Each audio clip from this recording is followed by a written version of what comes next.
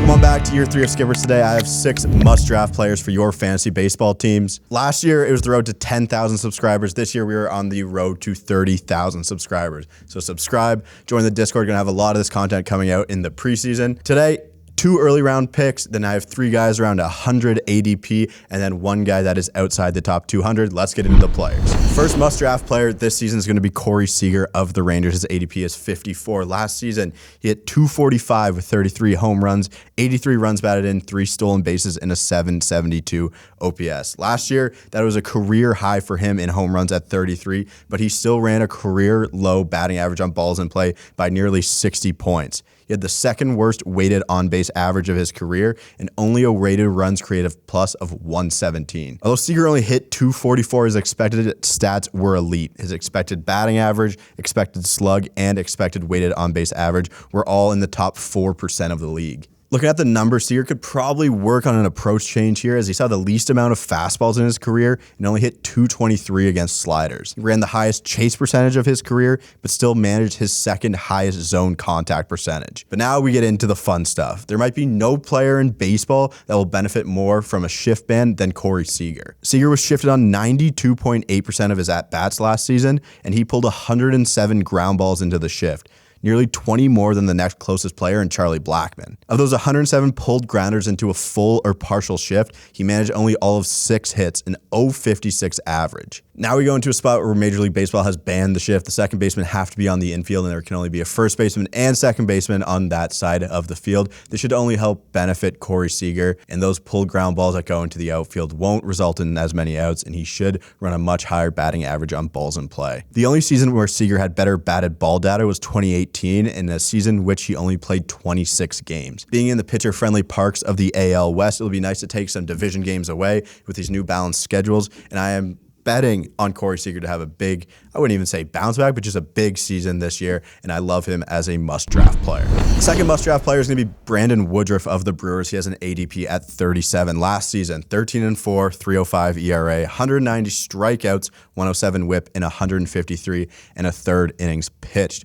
Brandon Woodruff is a perfect 3rd or 4th round pitcher for you if you decide to go hitters early, which is something I love to do in all of my drafts. We are seeing his ADP rise up, I guess you'd say. It's getting higher because of injury concerns, but I'm on the other side of this thinking that, this is a nice little discount that we're not going to get Brandon Woodruff at next year after he has another great season. He missed some time due to a diagnosis of Raynaud's syndrome, which is decreased blood flow to your fingers and toes, which affected him, his index, middle, and ring fingers on his pitching hand, but he still struck out 190 batters with a 3.05 ERA. Woodruff has a really good floor with ace upside for your team, and if you're taking that as your first guy, if you've gone 2 straight hitters, I think that's a good thing for you. The 3 main things I like to look at to predict how a pitcher will do the next season is xFIP, SIERA, and K- walk percentage. You can find all these numbers on a player's FanGraphs page.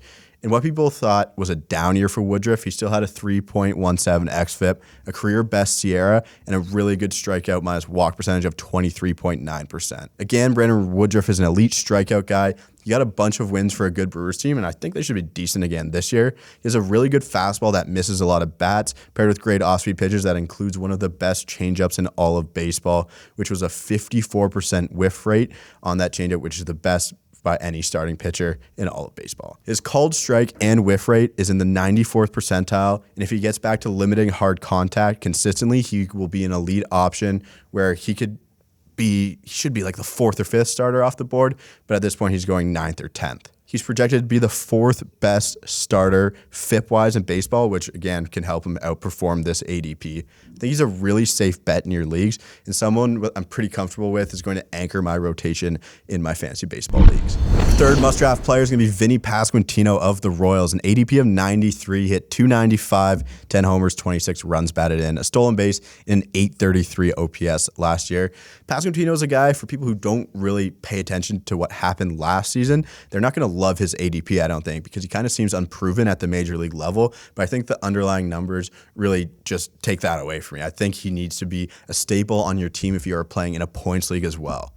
He had a weighted runs created plus of 137 in his half season in the majors, which is 10th best for players with his amount of plate appearances who split time at both first base and DH. And there's some names here like Yordan Alvarez, Paul Goldschmidt, Freddie Freeman are the only ones ahead of him of those 10.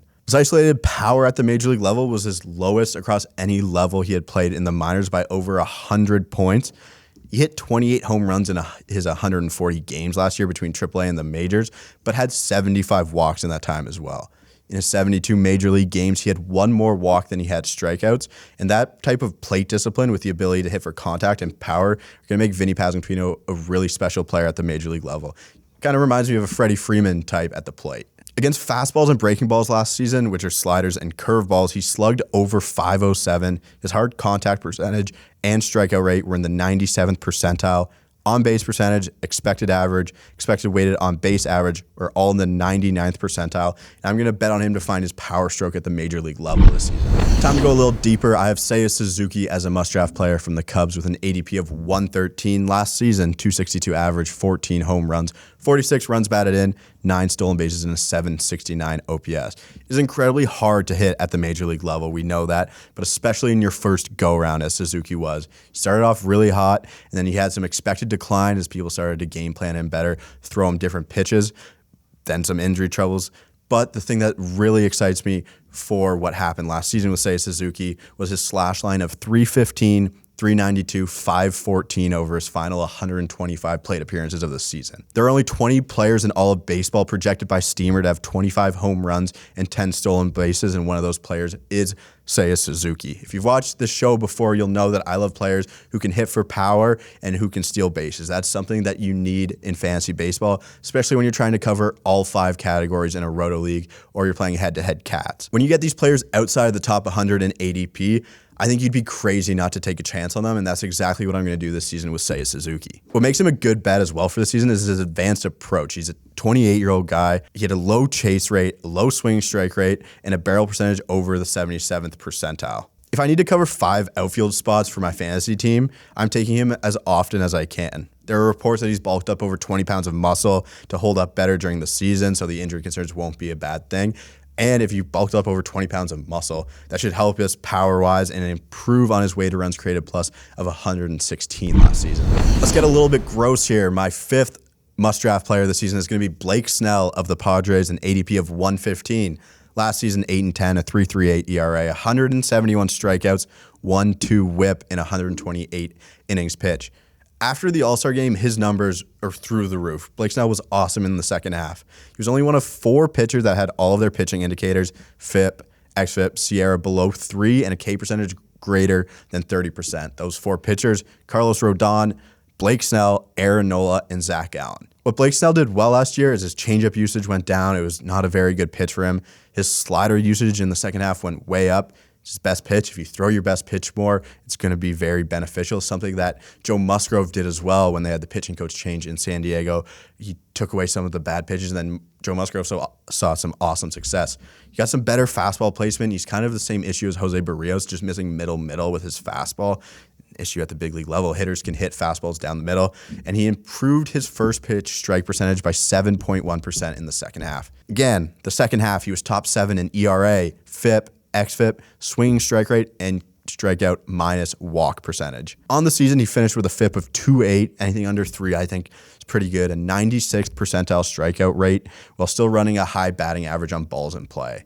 His hard contact percentage, home run to fly ball percentage, and swinging strike rate were all better than the 88th percentile. I think Blake Snell really found his way back to what made him successful before when he was in Tampa Bay, and this should carry over into 2023. He should build some confidence for sure. I think he could be ranked about 10 spots lower in the starting pitcher ranks, and I think he's an awesome pickup for you outside of the top 100. And finally, a guy with an ADP of 216, someone I'm really excited about this season, that is Edward Cabrera of the Marlins. Last year, 6-4, 3.01 ERA, 75 strikeouts, a 107 WHIP, and only 71 2/3 inning pitch.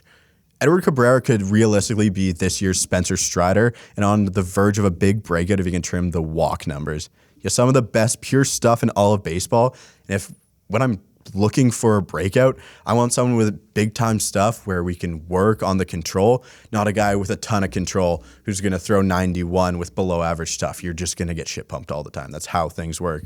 He's one of the 8 starting pitchers with 3 30+% whiff offerings, one of 2 pitchers in all of baseball that had 4 pitches with a sub-200 batting average against, the only other one being Yu Darvish. If we toss away his sinker, which is a relatively bad pitch for Edward Cabrera, and anyone with a brain inside the Marlins system will just go away with it. You have an elite four-seam fastball, curveball, changeup, slider mix, and he throws his 93-mile-an-hour changeup 33% of the time, which by far the most of his offerings. Cabrera had a 47.1% ground ball rate, paired with the 7th best hard contact percentage amongst starters at only 19.9%, and had a batting average on balls in play against in the 99th percentile. The issue, and it is a big one, is his walk rate at 11.3%, which ranked 187th amongst qualified starters. Has to be close to last. He has elite swing and miss stuff. He limits hard contacts and has the makings of a top of the rotation major league arm.